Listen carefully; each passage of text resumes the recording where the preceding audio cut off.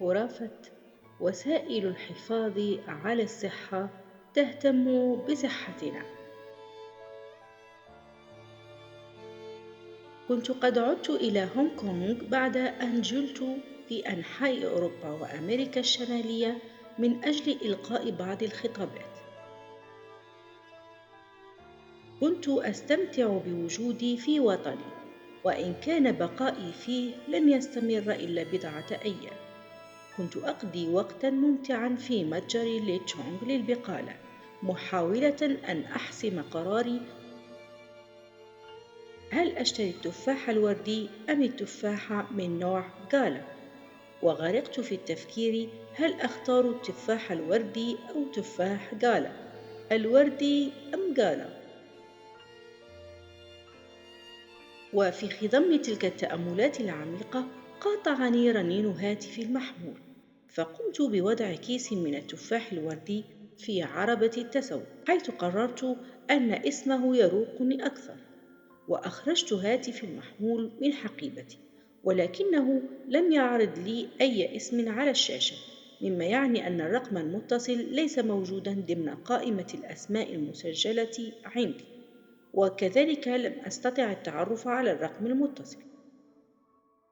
أجبت الاتصال بكلمة ألو مع القليل من التردد. أجابني صوت غير مألوف: مرحبا، هل أنت أنيتا؟ أجل، أنا أنيتا. هل أستطيع معرفة مع من أتحدث؟ لا أعلم إن كنت تذكرينني. اسمي فيرا، التقيت بك العام الماضي في مؤتمر في الجامعة. تنهدت وأنا أحاول أن أتذكر هويتها، ولكن ذلك لم يجد نفعًا. قالت لي وكأنها شعرت بما أواجه من صعوبة في تذكرها: لا مشكلة إن كنت لا تذكرينني. وأضافت: لا بد من أنك تلتقين مع الكثير من الأشخاص هذه الأيام. أتمنى ألا تمانعي اتصالي المفاجئ بك، فقد كنت متشوقة جدا للتحدث إليك. هل أنت مشغولة الآن؟ هل هو وقت مناسب لك كي نتحدث؟ قلت لها: لا بأس، أنا أتبضع فحسب، ليس بالأمر الهام. وقد انتابني الفضول لمعرفة كيف استطاعت الوصول إلى رقم هاتفي، وما السبب الذي يدفعها للاتصال بي. فأجابت وكأنها قرأت أفكاري: تعرفنا في المؤتمر عن طريق صديقة مشتركة بيننا تدعى شيلا راندال، وهي من أعطاني رقم هاتفك واقترحت علي أن أتصل بك. قلت: نعم، تذكرت الآن، هل الأمور بخير؟ سألتها وقد تذكرت فجأة صديقتي شيلا التي أعرفها من أحد دروس اليوغا التي اعتدت حضورها، وكانت قد عرفتني على امرأة أوروبية لطيفة في مؤتمر في الجامعة حيث ألقيت خطابا في العام الماضي. قالت فيرا بصوت مرتعش: حسنا، إن الأمر يخص والدتي، إنها تعاني من سرطان الثدي. اكتشفت الأمر منذ أسبوع فحسب، حيث وصل المرض إلى الحالة الثالثة، وهي تعيش في خوف منذ أن عرفت بالتشخيص، وكأن الأطباء حملوا إليها خبر وفاتها. بعدها نصحها أحدهم بقراءة كتابك، وهذا ما فعلته على الفور، مما أمدها بالكثير من الأمل. حين علمت أنك موجودة هنا في هونغ كونغ، أرادت مقابلتك والتحدث إليك بشدة، ولذلك تواصلت مع شيلا، وهي بدورها وافقت على فكرة التحدث إليك.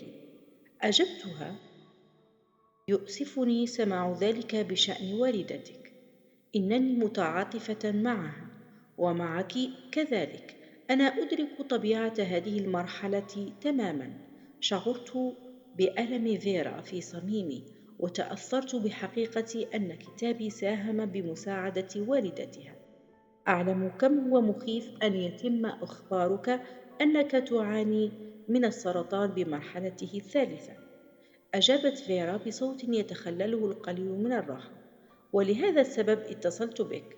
عندما قرأت والدتي قصتك شعرت وكأنك تروين قصتها الشخصية. إنها نسخة طبق الأصل عنك سابقا. كانت تسعى إلى إسعاد الناس وتغدق العطاء إلى أن تعجز عن العطاء، ولكنها لم تعتني بنفسها أبدا. شعرت بالابتسامة ترتسم على حافة شفتي حين أدركت كم كانت قصتها مألوفة، كانت تشبه قصتي تماما. أين هي والدتك الآن؟ طرحت عليها هذا السؤال بقليل من الارتياب، لأنني وعلى الرغم من رغبتي في تقديم المساعدة أردت أن تعلم والدة فيرا في قرارة نفسها أنها تملك القدرة على الشفاء، أيا كان نوع ذلك الشفاء.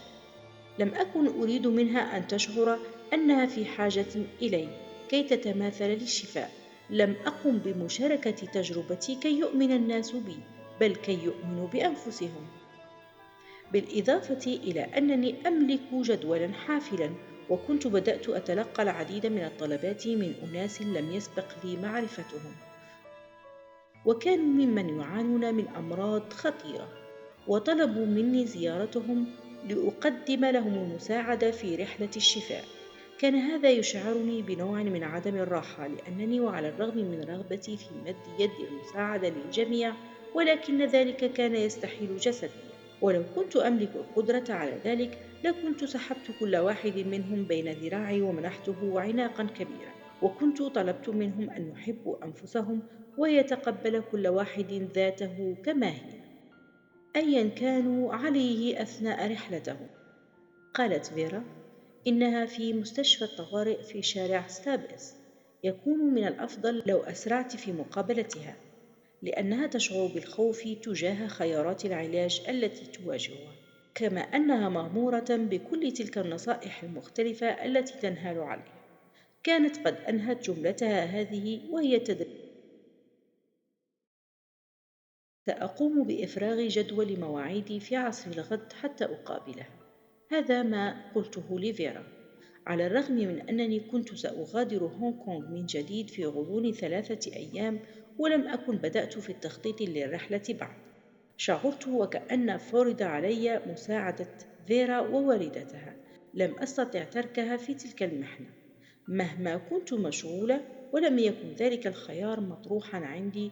كنت أشعر بخوف فيرا يجري في داخلي، مما بعث في القشعريرة. هل هي العناية بالصحة أم العناية بالأمراض؟ بعد تجربتي مع مرض السرطان قمت بتطوير نظرية مختلفة تماما فيما يخص الصحة وتركيزنا عليها. شعرت بالإحباط بسبب تركيز نظام العناية بالصحة خاصتنا على البحث عن المرض لا عن العيش بأسلوب صحي. يبدو أننا مهووسون بما يخص التوعية بشأن السرطان، ويتم إمطارنا بوابل من الحملات التي تشجع على الخضوع إلى الفحص المبكر للكشف عن السرطان، والتي بدورها تشجعنا على التركيز على المرض. وتتم مطالبتنا على نحو دائم بالتبرع لصالح الحرب ضد السرطان، وكذلك العديد من الحروب المختلفة ضد أمراض القلب والسكري وغير ذلك.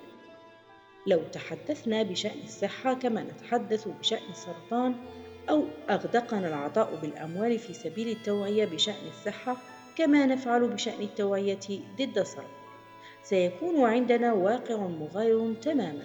من أجل هذا السبب بالذات أحب الحديث بشأن الصحة، الحب والسعادة، بدلا عن تركيز الانتباه تجاه السرطان.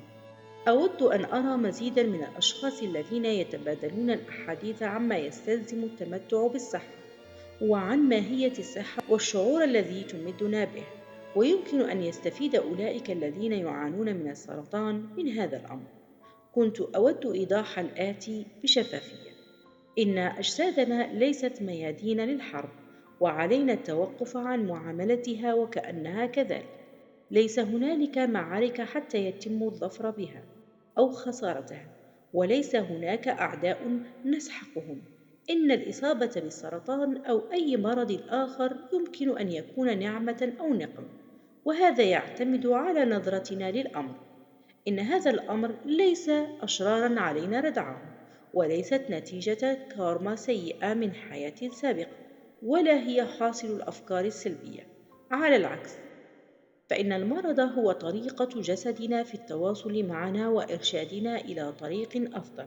أجل، يمكن أن نموت بسبب السرطان، أو بسبب العديد من الأشياء التي لا تحصى، وكل فرد منا سيدركه الموت في وقت ما، ولكن الموت ليس هو العدو. عادة ما يكون العدو هو نظرتنا للمرض، بما في ذلك النظرية البسيطة التي مفادها أننا إذا أصبنا بمرض أو وفاة فيرجع السبب لأننا لم نقاوم مدة طويلة أو لم نقاوم كفاية، أو أننا لم نكن شجعانا بما يكفي، أو أننا لم نملك الإصرار كي نعيش، أو أن أفكارنا وتصوراتنا لم تكن إيجابية. لا ترجع هذه النظريات إلى الخوف، بل هي بكل بساطة غير صحيحة، وهي تحط من قدر الشخص الذي يواجه تحديا يخص الصحة، وتضعه هو وأحبابه على حد سواء تحت تأثير الكثير من الضغط، في حين يواجهون أحلك الأوقات. إن هذا السلوك الانتقادي وغير المنصف هو نقيض الحب، المساندة والتفاهم، والتي يحتاجها كل من يمر بظرف كهذا. تخيلوا كم سيكون من المفيد تر... لو غيرنا تركيزنا ونظرنا إلى مرض السرطان وكأنه نداء الصحوة كي نغير سبيلنا في الحياة. ماذا سيحدث لو أننا عوضاً عن إنفاق ملايين الدولارات في شن الحروب ضد المرض، قمنا بإنفاق الكميات نفسها من المال والطاقة، وركزنا على نشر برامج تخص الوعي بشأن الصحة، والتي تعني ليس فقط بالصحة الجسدية بل بصحتنا الذهنية والعاطفية والروحية كذلك. فكروا بالاختلاف الذي سيحدثه ذلك والمحصلة المختلفة التي سنحصل عليها. إن نظام الرعاية الصحية خاصتنا كما هو الآن ليس سوى برنامجًا لرعاية المرض، وهو مخصص للمرض وليس. وقد يكون هذا جزئيًا لأن هناك كمية أكبر من المال الذي سيحصد بفضل المرض لا الصحة. ربما يصفني البعض بالتشاؤم، ولكن انظروا لهذا: في عام 2014 نشرت مجلة فوربس تقريرا يوضح كمية المال الذي تم إنفاقه في الولايات المتحدة على الأطباء والمستشفيات والأدوية والاستشارات، وقد قارب الرقم حوالي 3.8 تريليون دولار.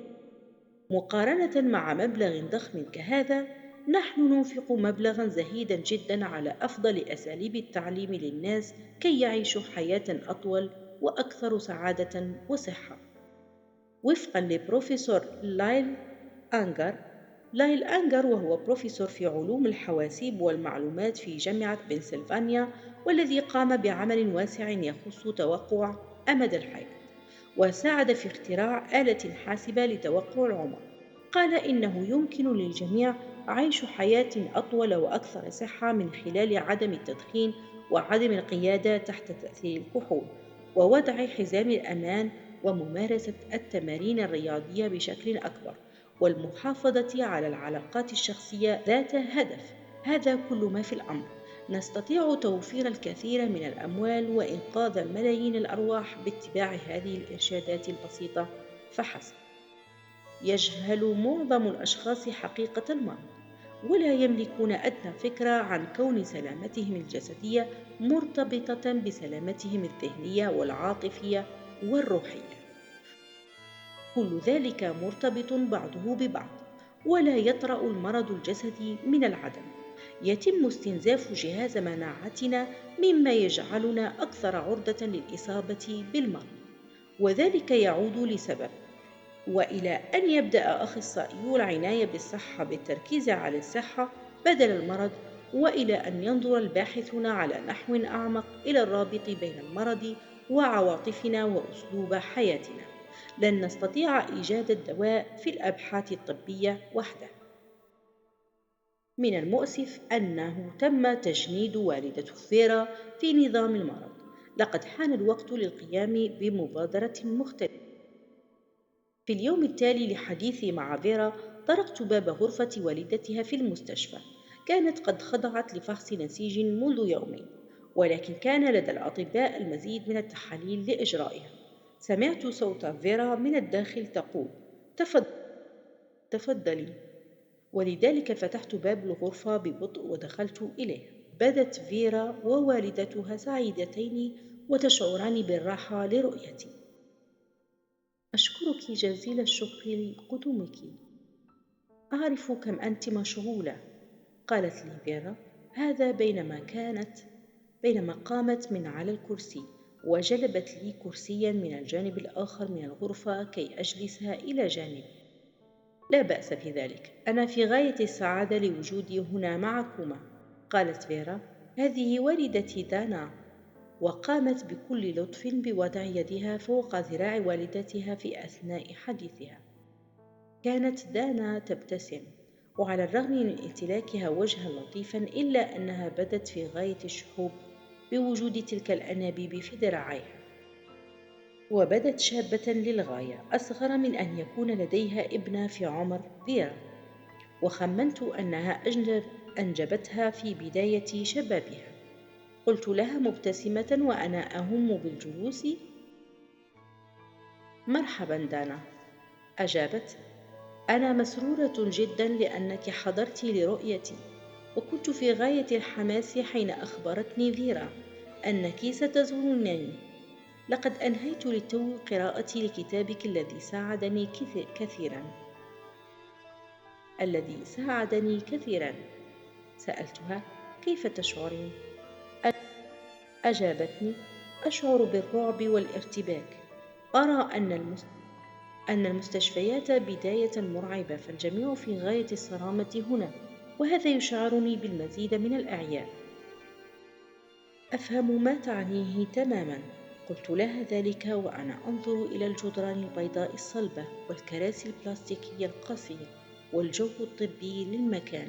هل ظننت أنهم سيطلون الجدران بألوان زاهية وجميلة ويعلقون صورا لجراء صغيرة وسعيدة، بعض الأزهار، أقواس قزح، ويرتدون ملابس ملونة حتى يرفعوا من معنويات المرضى، أليس كذلك؟ لم أذكر حتى رداء المرضى الذي يشكل خطا فادحا في الأدب. لا يوجد رداء على سطح الأرض يستحق الازدراء أكثر من هذا. لن يكون من جعل هذه الأزياء المعاصرة قليلا أمرا صعبا بالتأكيد، وكذلك وضع بعض اللمسات لجعل تجربة المرضى أكثر لطفا. لا عجب أنني حين كنت أعاني من السرطان كرهت البقاء في المستشفى، وكنت أصر في كل مرة على العودة إلى المنزل بعد العلاج مهما كنت أشعر بالسوء، لأنني وببساطة كنت أشعر على نحو أسوأ عند البقاء في المستشفى. قالت دانا: أوضح الأطباء العديد من الخيارات وأنا في غاية الخوف. يقول أخصائي الأورام إنني سأكون مجنونة لو لم أخضع للعلاج الكيماوي، وإنه فرصتي الوحيدة، ولكنني أشعر بالخوف تجاه الآثار الجانبية المروعة. وقال أخصائي الطبيعة، وهو شخص كنت أتردد عليه وأثق فيه كثيرا: إن المواد الكيماوية تسمم أجسادنا. فوق كل هذا، لدى عائلتي وأصدقائي آراء مختلفة فيما يتوجب علي أن أفعله. بعضهم لا يتفق مع الأطباء ويقومون بطبع بعض المعلومات عن العلاج البديل من الإنترنت من أجلي، والبعض الآخر يشجعني على الالتزام بنصائح الأطباء وتجاهل ما يخالف ذلك. وهناك آخرون يؤكدون لي أن الإله سيشفيني إن تحليت بما يكفي من الإيمان. إن كل هذه النصائح المتعارضة تجعلني أشعر بالعجز. إن هذا يفوق قدرتي على التحمل.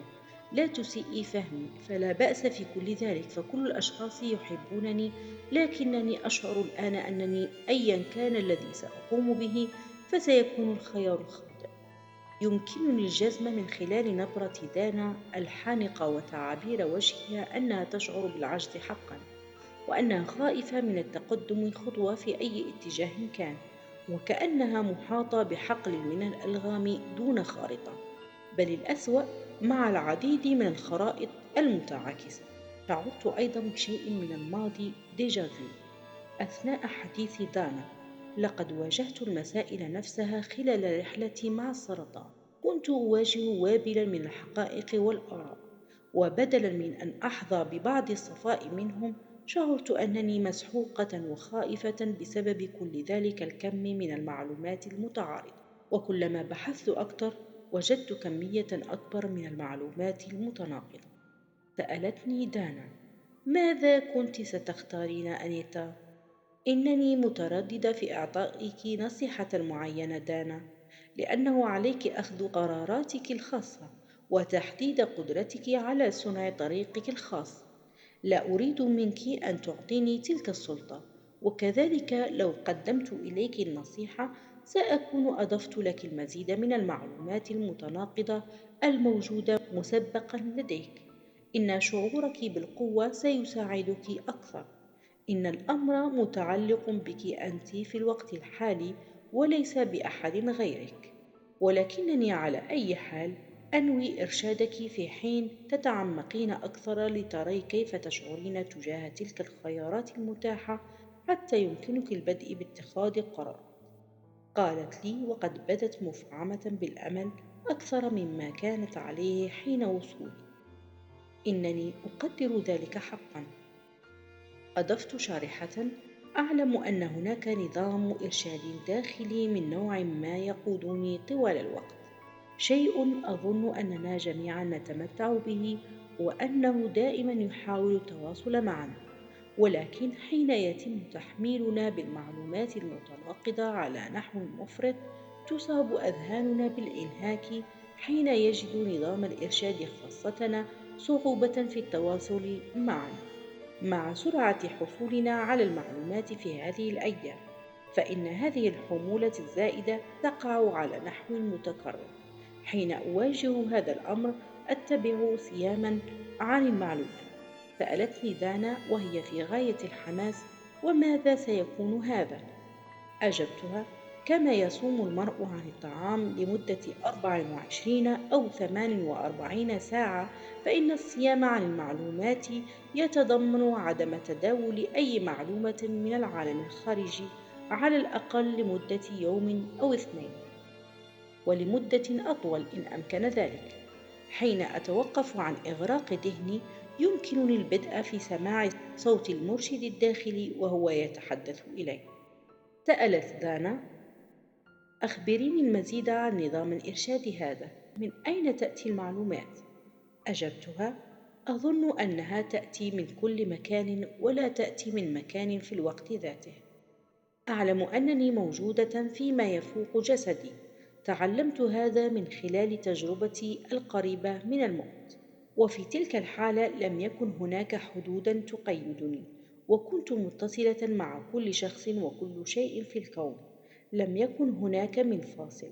والآن قد عدت إلى العالم المادي. يساعدني هذا الصيام في تذكر أنني ما زلت متصلة مع كل ذلك، ويتضمن هذا أحبابي الذين فارقوا الحياة. والدي وصديقتي المقربة سوني مثلا، أشعر أن الإرشاد خاصتي ينبع منهما، وأعرف أن هناك آخرين أيضا ممن يحبونني حبا غير مشروط ويرعونني من هناك يساعدونني في هذا العالم. إن معرفة هذا تمدني بالكثير من الراحة والسلام.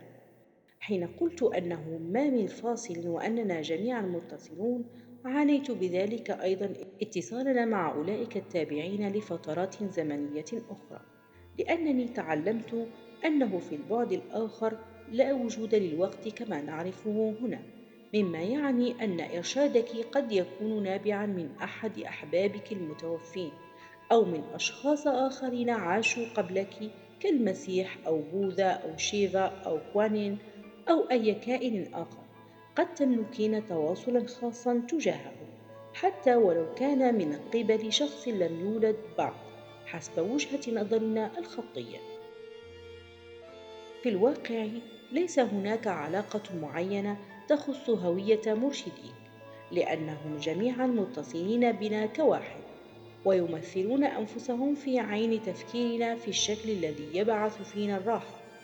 أعلم أن هذا قد يبدو غريبا، لكنني أشعر بمرشدي في أي وقت أحاول فيه الإصرار، وأتذكر ألا أتنازل عن قوتي لصالح الصخب الخارجي. قالت دانا وهي منفعلة: تعودت أن أشعر أنني موجهة حينما كنت أصغر سنا، ولكنني فقدت هذا الشعور عبر السنين. قلت لها: هكذا هو الأمر مع معظمنا. أظن أننا ولدنا ونحن نتمتع بتلك القدرة، ولكننا نخسرها في حين نمضي في الحياة ونبدأ في الإصغاء إلى تلك الأصوات المتناحرة حولنا. بطريقة ما، يبدو وكأن الحياة تحاول أن تجردنا من قوتنا الخاصة. كانت فيرا غارقة في صمتها أثناء الحديث، ولكن يمكنني القول إنها كانت تصغي باهتمام وتقوم باستيعاب كل شيء. أردت حقا مساعدتها ومساندة والدتها في هذا الأمر. كانتا تتمتعان بعلاقة جميلة. حين كنت أعاني من السرطان، بقي داني وكل أفراد عائلتي جانبي طوال الوقت. إن هذا النوع من الدعم يبعث على الحياة، وكنت مسرورة لأنه كان في وسع دانا الاعتماد على ابنتها. قالت دانا: إذا سيكون من المفيد الآن لو أتبع سياما عن المعلومات التي تتم تصفية ذهني من التشتت، ليكون في وسع نظام الإرشاد الداخلي أن يبدأ في التواصل معي على نحو مباشر. هل هذا ما تحت... هل هذا ما تقترحينه علي؟ أجل، هذا ما كنت لأفعله. قلت لها هذا. وكان قد حان دوري لأشعر بالحماس على نحو أساسي. حين أشعر بالارتباك والتشتت من المعلومات، أتوقف عن البحث عن المزيد، كأنني أعطي مجالا للمعلومات التي تلقيتها سابقا كي تستقر. وبالطبع لا يمكنني إلغاء معرفتي بالمعلومات التي أملكها، ولذلك أسمح لها أن تتواجد دون أن أركز على نحو خاص على أي ما.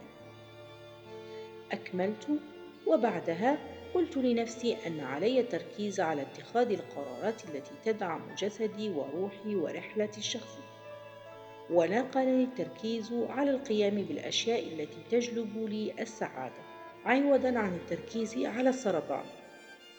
من مرحلة الشعور بالخوف والتفكير: يا إلهي، إنني أعاني من السرطان، ماذا علي أن أفعل الآن لأتخلص منه؟ إلى مرحلة السلام والاستقرار. وإن وجدت نفسي مجددا أمر بمرحلة الخوف وتراودني الأفكار فيما يخص ماذا لو اتخذت القرار الخاطئ، ما كنت لأجبر الخوف على الزوال، لأنه سينتهي بي المطاف وأنا أخشى الخوف وأنتقده في كل مرة يعاود فيها الظهور. كنت لأفسح المجال للخوف، وفي الوقت ذاته أرسم مسارا جديدا لأفكاري. أخبر نفسي شيئا كالتالي: حسنا أنيتا، حان الوقت لتستعيدي سعادتك. حان الأوان كي تقضي بعضا من الوقت لصالح نفسك، وتحبي ذاتك، وتكوني لطيفة معها، وتعتني بها من خلال القيام بشيء ممتع ومسلي. قالت دانا فجأة: علي تسجيل الملاحظات، هل يمكنك إحضار دفتري وقلمي من الحقيبة يا فيرا؟ توجهت فيرا نحو حقيبة دانا وسلمت مذكرة وقلما لوالدتها. تابعت، وأطرح على نفسي أيضا بعض الأسئلة، مثل: كيف يسعني أن أحب نفسي أكثر؟ أو كيف يمكنني مساندة نفسي على نحو أكبر؟ كيف كنت لأكون لو أحببت ذاتي أكثر؟ ماذا علي أن أفعل كل يوم حتى أثبت لذاتي كم أحبها وأدعمها؟ وبعدها كنت أدون كل ما يخطر لي وأنفذها فعليا كل يوم.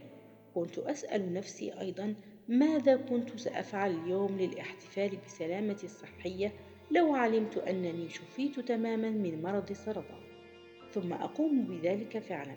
أظن أنه من المهم أن نحتفل بالحياة يوميا، وربما يتطلب الأمر أحيانا أن نصاب بالمرض لنتذكر ذلك.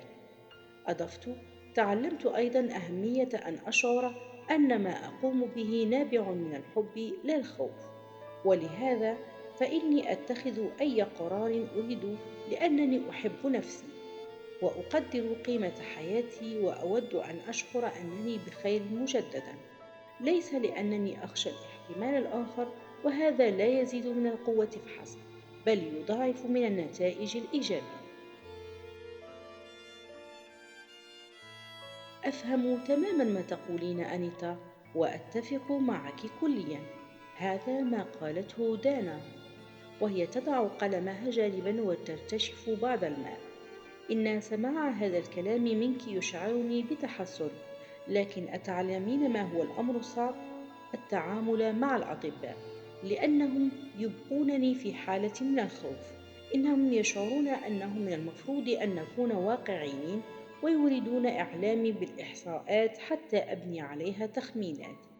أتمنى لو أنهم يعلمون أنني لا أرغب في معرفة أسوأ النتائج أو الحالات.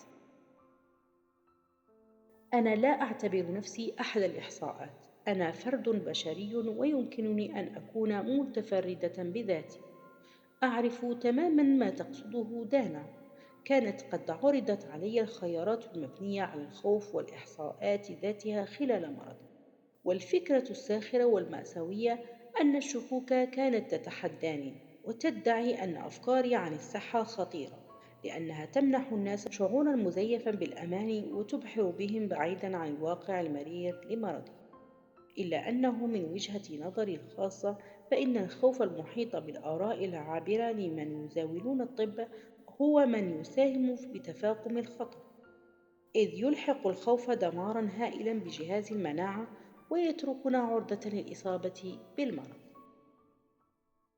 يعي ممارسو الطب قوة التأثير، وتم دراسة تأثير الدواء الوهمي البديل سنوات عدة، بداء من الطبيب هنري بيتشر، والذي كان عنوان مقال الاستطلاع المزلزل خاصته الدواء الوهمي القوي.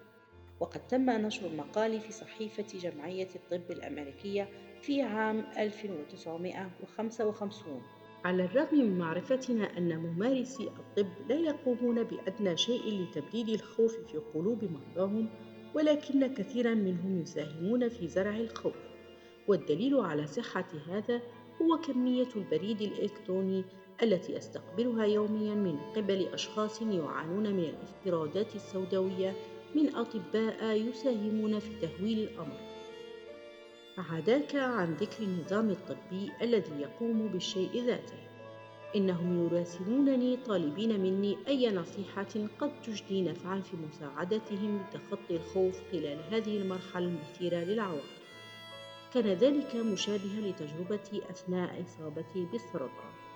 كرهت زيارة عيادة الطبيب لأن وجودي هناك كان يشعرني بالخوف، حتى أنني شعرت بحال أسوأ حينما كنت في المستشفى، بينما شعرت بتحسن في المنزل.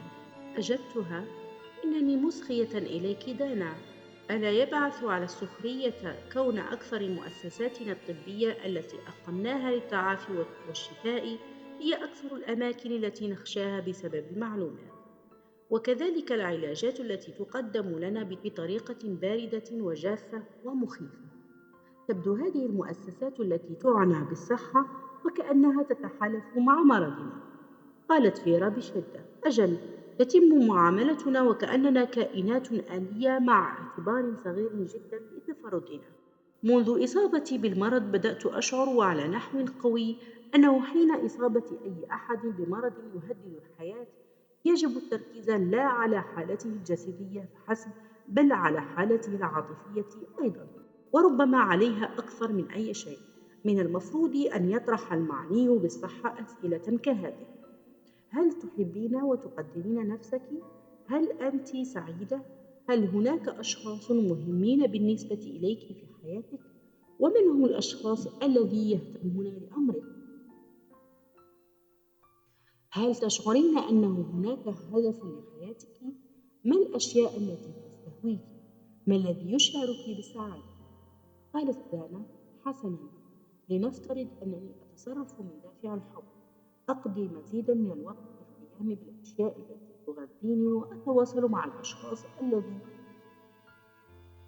الذي يساندونني. حينها سأصل إلى مرحلة أشعر فيها أنني قوية وأنني على تناغم مع نظام إرشادي، ولكن لا يزال علي القيام ببعض القرارات الصعبة فيما يخص خياراتي في العلاج. كيف يسعني أن أستشير نظامي الإرشادي فيما يخص القرار الذي علي اتخاذه؟ قلت لها: سؤال رائع. كنت سأبدأ في تنظيم كل خيار من خيارات العلاج المعروضة أمامي، وأرى الشعور الذي أمدني به كل خيار منها. مثلا سأسأل نفسي: ما شعوري تجاه العلاج الكيميائي؟ وبعدها سأرى إن كان هذا المخطط سيشعرني وكأنني أسمم جسدي كما قال لك خبير الطبيعة، أو سيشعرني بالقوة ويساعدني في إبادة الخلايا السرطانية. بعدها أسأل: ما شعوري تجاه ما اقترحه خبير الطبيعة؟ ماذا عن توحيدها؟ بحيث يمكنني إبادة الخلايا السرطانية بواسطة العلاج الكيميائي وتدعيم جسدي بالمواد الغذائية في الوقت ذاته. هل أشعر بالخوف أم بالأمل حين أفكر بالخيار المبني على التحلي بالإيمان؟ ما هو شعوري لو جمعت الخيارات الثلاثة معا؟ إن كان هناك خيارات أكثر من العلاج الطبيعي أو الطبي أو التحلي بالإيمان، كنت لأفكر بكل واحد منها، وكنت لأسأل نفسي في كل مرة: ما شعوري تجاه هذا الخيار؟ هل أشعر بالقوة تجاه جعل هذا الخيار يقود رحلة حياتي؟ أم هل يجعلني أشعر بالخوف والضعف؟ ما هو شعوري تجاه الموت بحد ذاته؟ هل ينتابني الفزع أم هل أنا متصالحة مع الموت وأراه شيئا طبيعيا حتى تأخذ الحياة مجرى؟ في كل حالة سأراقب ما هو الشعور الذي يولده كل خيار، وبعدها سأنتقي الخيارات التي تشعرني بأنني متمكن وعندي أمل وسعادة على الحد الأعظم. ولم أكن لأقلق إن كانت خياراتي ستغيظ من يساندونني، لأنه حقيقة كل منا يحتاج أن يكون محاطا بالأشخاص الذين يحبوننا ويزيدوننا قوة ويدعمون قراراتنا. في النهاية إن حياتك وصحتك متعلقتان بك أنت. قالت لنا: يا للروعة، كم هذا مفيد الحق. أضفت: هذا ينطبق تماما على الحمية الغذائية والغذاء. هناك الكثير من المعلومات المتناقضة بشأن ما هو جيد أو سيء لنا. طالما كنت حذرة بشأن ما أتناوله، كنت نباتية مدة سنتين، لأن هناك أخصائي طبيعي نصحني بتلك الحمية وأقنعني أن تناول البروتين الحيواني يسبب السرطان، إلا أنني وبالنتيجة أصبت بسوء تغذية، مما سبب بدوره الكثير من المشاكل الصحية. حين بدأت في اتباع هذه الطريقة في ملاحظة ما يجري في جسدي، تحسنت صحتي على نحو كبير. على سبيل المثال، أدركت بعد فترة وجيزة أن جسمي يعاني من نقص شديد بالبروتين، ولذلك بدأت في تناول البيض وبعده السمك، وشعرت بتحسن على الفور. هناك بعض الأشياء التي تعتبر من الفطرة السليمة، كتناول الطعام للنوعية الجيدة وتجنب الطعام المكرر، وخاصة حين تكون صحتنا على المحك. إلا أنني لا أظن أن هناك نظامًا غذائيًا معينًا أو أسلوبًا معينًا في تناول الطعام يناسب الجميع. عند تأيين عند تأييد نظام غذائي معين على أنه الوحيد فقط، نضع الشخص الذي لا يتبعه في خانة الخوف. كان قراري أن أصبح نباتية نابع عن الخوف، وخاصة الخوف من الإصابة بالسرطان، ولم يكن قراري نابعا عن محبتي لجسدي. بالطبع انتهى بي الأمر بالإصابة بالسرطان فعلا، والنتيجة النافعة الوحيدة التي حصلت عليها ربما جراء كوني نباتية هو توصلي إلى تسوية مع الضغط الناتج عن إفراز جسدي للهرمونات بسبب عيشي في حالة دائمة من الخوف. لو أنني أحببت جسدي عوضًا عن ذلك وقمت بكل ما أستطيع فعله كي أحظى بحياة سعيدة، لانسجمت كي أكتشف كيف أغذي جسدي ليكون صحيًا. إلا أن هذا لم يطرأ على بالي بسبب أنني كنت أبذل كل طاقتي في الشعور بالقلق والخوف. قلت لها موضحة: هذا لا يعني أنني لا أخضع للمشورة الطبية أو الطبيعية حين أحتاجها. أعتقد بالتأكيد أننا عندما نحتاج الدعم علينا أن نسعى إلى الحصول عليه، ولكن أعتقد أن هذه المشورة يجب أن تزيدنا قوة، لا أن تجردنا منها. هذا هو الفارق، والسبيل لمعرفة هذا هو أن تتفقدي ذلك مع نفسك. أضفت: بالمناسبة، أطبق هذا الأسلوب مع كل قرار أتخذه هذه الأيام، بما في ذلك القرارات التي تتعلق بأي خطاب علي أن أقوم به في حال تعارضت المواعيد، أو حتى إن كان علي قبول مشروع جديد. قبل أن ألتزم بأي شيء، أتخيل نفسي في ذلك المكان، وبعدها أقبل بالشيء الذي يمدني بشعور السعادة والشغف، أو يحقق هدفي، وهذا ما يجعلني في قمة سعادتي. لقد برمج معظمنا على تقدير الخيارات من خلال تحليلها بأذهاننا، كصنع قائمة بالسلبيات والإيجابيات لكل خيار، وبعدها انتقاء الخيار الذي يملك أطول قائمة من الإيجاب. إلا أنك حتى لو اتبعت هذه الطريقة، ما شعورك تجاه تنفيذه؟ هل يجعل هذا قلبك يغني؟ هل يثيرك بالشغف؟ أم هل يملأك بالارتياب والترقب حين ينتهي كل شيء؟ عوضا عن التشوق للقيام به. هتفت دانا: إن ما تقولينه منطقي بالنسبة إلي، أتفق معك تماما. إن اتخاذ القرارات المبنية على القلب تبدو فكرة رائعة، ولكن ألا تجدين نفسك تتراجعين بسبب كون الأشخاص حولنا لا يفكرون بهذه الطريقة على نحو ما؟ يبدو كأن البيئة التي نعيش فيها تطلب منا أن نتخذ القرارات على نحو كلي، معتمدين على التفكير المنطقي. أجبتها: طوال الوقت، على الرغم من تجربتي في الاقتراب من الموت برمته، يطالبني أن أنكر أن ما يخبرني به مرشدي الداخلي هو حقيقة كيف يجب أن يعيش الإنسان. يبدو أنني سأضطر دوما للاختيار بين أن أنخرط مع الجميع، أو أعيش الحقيقة وأكون خارجة عن المألوف. لا يمكنني اختيار الطريقين معا. صاحت دانا: كنت أظن أنني الوحيدة التي تفكر بهذه الطريقة. إن أكثر ما يصعب علي الآن هو كمية النصائح المتناقضة التي أحصل عليها من قبل أشخاص يعنون لي ويحبونني. أعلم أن مهما كان قراري فإنني سأعمل بنصيحة بعضهم، وأخالف نصائح الآخرين، وأجد هذا تحديا بالنسبة إلي. كان مدى الشبه بيني سابقا وبين دانا يكاد لا يصدق، والآن أفهم لماذا شعرت أنني سحبت إلى القدوم كي أقابلها. كنت بدوري أيضا الشخص الذي يرضي الجميع. في الواقع، لا تزال الرغبة في إرضاء الجميع كي يحبونني تعني على بالي من وقت لآخر، وتجبرني على التصرف ببلاهة في كل المواقف. في الماضي، كانت معظم حياتي تجري حسب ما يظنه الآخرون عني. إن الحديث مع دانا جعلني أشعر وكأنني أنظر في المرآة وأرى شخصيتي القديمة قبل مروري بتجربة الاقتراب من الموت. أجبتها متعاطفة معها: كنت أشعر بالطريقة نفسها دانا، ولكن ما تعلمته أنه حين يقول الناس أنني يجب أن أفعل هذا أو ذاك، فإنهم يتحدثون نتيجة لخوفهم، وهم دون أن يدركوا ذلك يقولون لي أن أفعل ما كانوا سيقومون به لو كانوا مكاني، ولذلك سأجلب لهم سلام الذهن لو أخذت بنصيحتهم.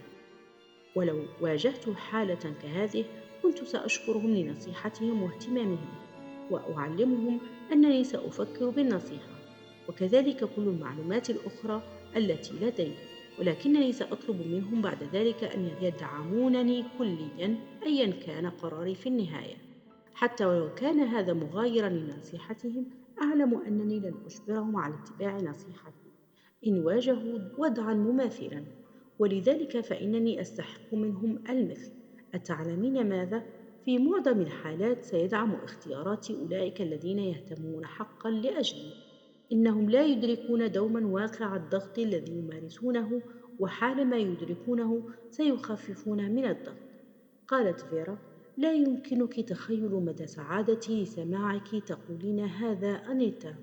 تحاول والدتي دوما أن ترضي الجميع، وتخشى أنها قد تخسر دعم العالم إن خالفت نصائحهم. أجبتها: في هذه الحالة أنا مسرورة لأنني ذكرت هذا الموضوع. إن كنت بصدد خسارة دعم الناس لأنك ترغبين في اتباع قلبك، فهم إذا ليسوا الأشخاص المناسبين لتقديم الدعم لك في هذه المرحلة. من المهم جدا أن يدعمك الناس حولك كي تكوني على طبيعتك. لا لأنك تفعلين ما يقولونه لك. بالمناسبة، أظن أنكما محظوظتان لكونكما معا. أجل، أشعر أني مباركة بوجود فيرا إلى جانبي. ووافقت دانا على كلامي، وهي ترمق ابنتها بنظرة حب. ومن خلال النظرة التي ردت فيها فيرا على أمها، كان من الواضح أن الشعور متبادل. أدركت فجأة حين نظرت إلى الساعة المعلقة على الحائط أن الوقت تأخر أكثر مما أتخيل. سألت: هل أصبح الوقت متأخرا هكذا؟ لم تكن لدي فكرة، أخشى أنه علي الذهاب بسرعة. دنوت من السرير وحضنت دانا مودعة، وبالنسبة إلى شخص يبدو بهذا الضعف فقد منحتني حضنا كبيرا بحيث شعرت بالقوة والحب.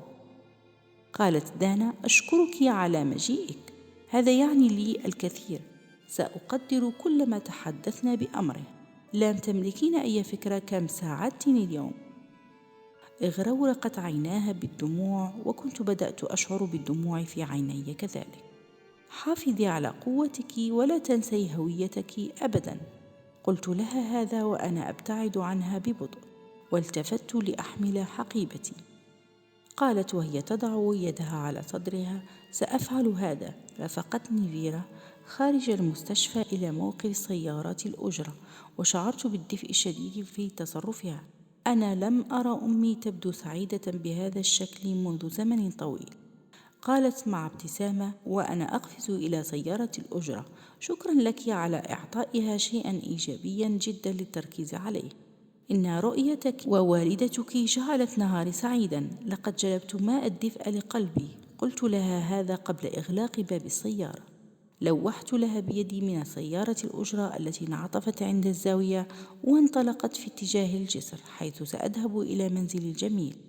في طريق العودة عبر ميناء فيكتوريا وفي اتجاه ديسكوفري باي، راجعت الوقت الذي قضيته مع فيرا ودانا، وأعدت حديثي معها في ذهني.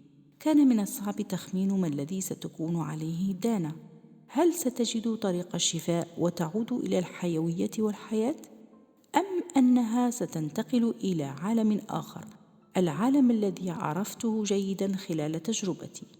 أيا كانت النتيجة، كنت أعلم أن الرحلة في حد ذاتها هي أهم ما في الأمر. بعد زيارتي شعرت بكل ثقة أن الطريق سيكون أبعد ما يكون عن الخوف، بل سيكون أقرب إلى الحب والسعادة، وأنها ستقصد الأشخاص والنشاطات التي ستدعمها بأكبر شكل ممكن خلال رحلتها. فكرت أيضا برحلتي الخاصة، وأدركت مجددا مدى صعوبة الحفاظ على التركيز على الأشياء التي تبعث عندي السلام والسعادة على نحو أعظم، حتى عندما أعرف معنى هذا تماما. إلا أنني علمت عصر اليوم ومن خلال زيارتي أن الدافع للذهاب لمقابلة دانا لم يكن نابعا عن حاجتي لإرضاء الآخرين، ولكن من قبل حدس داخلي أنبأني أن زيارتي لها ستشعرني بسعادة قصوى وتزيد من إحساسي بالسعادة والصحة. وهكذا كان الأمر تماما. إن كان مبدأ نظام العناية بالصحة يهتم بصحتنا هو أسطورة، فما الحقيقة إذن؟ لنأخذ في عين الاعتبار هذه الحقائق الممكنة. يمكن أن يمنحنا الأطباء وأخصائيو العناية بالصحة معلومات عن الحالة الجسدية، ويخبروننا بالخيارات الموجودة أمامنا، ولكننا نحن المسؤولون عن كيفية الوصول إلى المرشد الداخلي وأخذ القرار المناسب فيما يخص أفضل تصرف نتخذه. إن تراجع الحالة الصحية ليست مسألة طبية فحسب، يمكن للأسباب أن تكون متأصلة ومرتبطة بالحالة العاطفية أو الروحية بما في ذلك محيطنا. لسنا ضحايا المرض، لأن المرض ليس نتيجة الفراغ. نستطيع القيام بالكثير لتحسين صحتنا على مستويات عدة. إن المرض هو معلم، وغالبا ما يكون نداء للصحوة، مما يظهر لنا طريقا أفضل إنه ليس بشرير علينا تدميره أو نتيجة كارما سيئة أو حصيلة تفكير سلبي، بل إن الموت نفسه ليس بالعدو. إن اتخاذ القرار بأن نرى في المرض نعمة أو رسائل كونية بدلاً من رؤيته لعنة يزيد من قوتنا وقد يحسن من نتيجة المرض. إليك هذه التمارين: إن أصبت أنت أو أحد أحبائك بمرض عضال واستمر في التقدم، حاول مقاومة أي رغبة في تصديق أن الشخص المريض اقترف شيئاً سيئاً تسبب له بالمرض، أو أنه لم يقاوم بما فيه الكفاية. تعرف على هذه الأفكار كما هي عوضاً عن إصدار الأحكام المجحفة والمؤذية. حاول أن تجمع حولك أحبائك الذين يقدمون لك الدعم والتفاهم والحب. في المرة المقبلة حين تتلقى فائضاً في المعلومات من أي نوع كان، اخضع للصيام عن المعلومات. لا تسمع لأي معلومة من العالم الخارجي مدة يوم أو 2 كحد أدنى، وهذا سيسهل عليك سماع ما يلقي المرشد الداخلي على مسمعك. تعلم كيفية الولوج إلى المرشد الداخلي في أي وقت تحتاج فيه إلى صنع اختيار، بينما تأخذ في عين الاعتبار كل خيار مطروح. أعر انتباهك للمشاعر التي تنتابك وكيف تجعلك تشعر: الأمل والقوة أم الخوف والضعف؟ انتقي الخيار الذي يمنحك أفضل شعور.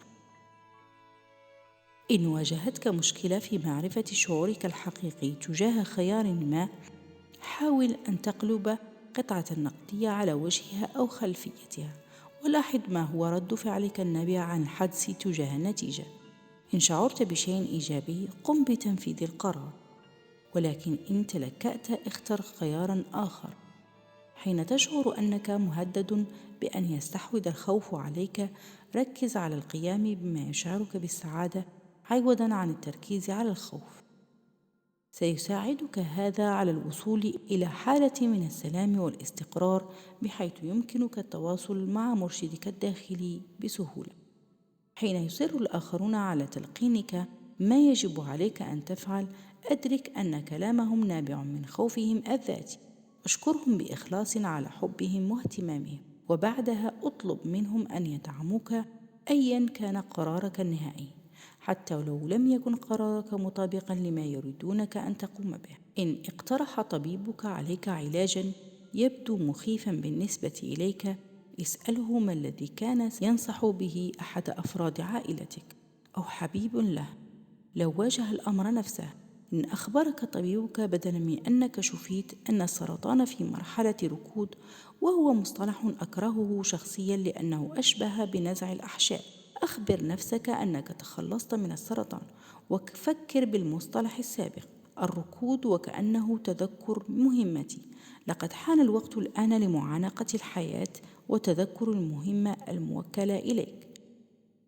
اطرح هذه الأسئلة على نفسك: حين أنظر إلى المرض في الماضي، ما الصلة التي يمكنني صنعها بين حالتي الجسدية وصحتي الذهنية والعاطفية والروحية على حد سواء؟